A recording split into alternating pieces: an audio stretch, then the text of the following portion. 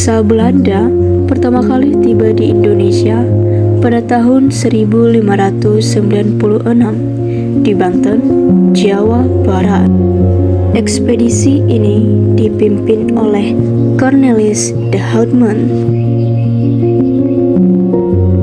Cornelis de Houtman pada tahun 1565 sampai pada tahun 1599 adalah pedagang dan penjelajah Belanda yang memimpin ekspedisi laut pertama dari Belanda ke Hindia Timur.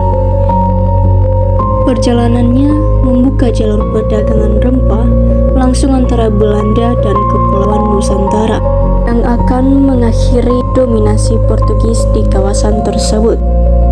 Putra seorang pembuat bir di Gouda, de Houtman, belajar navigasi di Amsterdam. Pada tahun 1592, ia dan saudaranya dikirim oleh pedagang Amsterdam ke Lisbon untuk memata-matai rute dagang Portugis menuju Hindia Timur. Akan tetapi, mereka tertangkap dan dipenjara. 2 tahun lamanya akhirnya mereka bebas dan mereka kembali ke Belanda untuk membawa informasi penting tentang jalur melalui Tanjung Harapan yang mereka temui.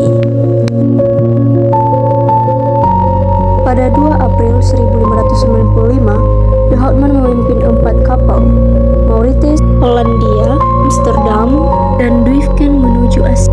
Perjalanan ini dibiayai oleh Compagnie van Ver menghadapi penyakit, kelaparan, dan konflik internal. Armada telah mencapai Banten di Jawa dan kemudian mengunjungi Madura dan Bali sebelum ke Belanda pada tahun 1597 dengan hasil terbatas tetapi membuka jalur baru bagi perdagangan Belanda. Pada 1598, de Houtman kembali berlayar di bawah bendera First Compagnie. Ia tiba di Aceh pada Juni 1599 dan sempat menjalin kontak dengan Sultan setempat. Namun instrik politik dan pengaruh Portugis yang memicu konflik. De Houtman tewas dibunuh bersama 27 anak buahnya ketika pasukan Aceh menyerang kapal mereka. Meskipun perjalanannya tidak sukses secara finansial, ekspedisi de Houtman menandai dimulainya ekspansi maritim Belanda di Asia yang kemudian melahirkan Verenigde Oost-Indisch Compagnie atau VOC.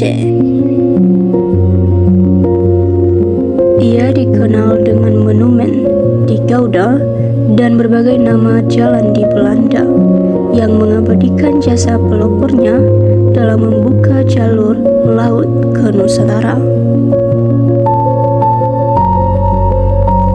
Meskipun pada akhirnya ia tewas, tetapi jasanya tetaplah dikenal.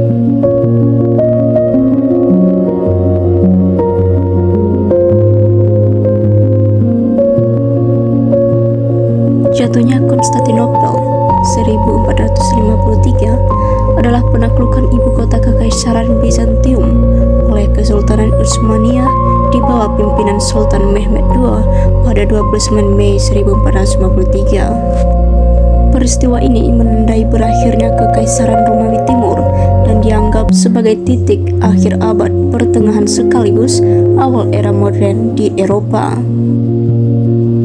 Konstantinopel, benteng Kristen Ortodoks, dan pusat ekonomi lintas Asia Eropa telah bertahan dari berbagai serangan selama lebih dari 1000 tahun. Namun, pada awal abad ke-15, ke-15, Bizantium melemah akibat konflik internal dan kehilangan wilayah. Mehmed II yang baru berusia 21 tahun menyiapkan sekitar 80.000 sampai 150.000 pasukan dengan artileri raksasa Orban untuk menghancurkan tembok Theodosian yang legendaris. Ia juga memindahkan kapal-kapalnya melewati Bukit Gelagata menuju Tanduk Emas, mengepung kota dari darat dan laut. Setelah serangan besar dari dini hari 29 Mei, pasukan Utsmaniyah menembus pertahanan dan Kaisar Konstantinus gugur di medan pertempuran. Kota itu mengalami penjarahan singkat sebelum Mehmed II memerintahkan penghentian kekacauan dan menjadikan Konstantinopel sebagai ibu kota baru. Gereja Hagia Sophia diubah menjadi masjid dan populasi kota dipulihkan dengan pemukiman kembali warga dari berbagai wilayah. Rempah-rempah seperti pala cengkeh dan lada sangat berharga di Eropa. Indonesia, khususnya Maluku, dikenal sebagai kepulauan rempah.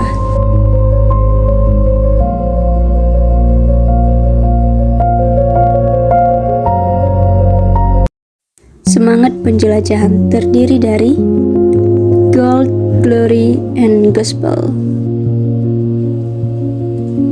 Gold artinya kekayaan, yang dimana ini untuk mencari kekayaan berupa rempah-rempah, emas, dan logam mulia.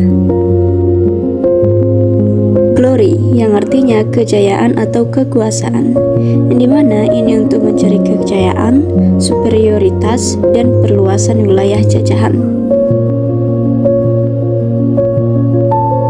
Dan yang terakhir gospel atau penyebaran agama, ini untuk menyebarkan agama Nasrani atau Kristen dan Katolik.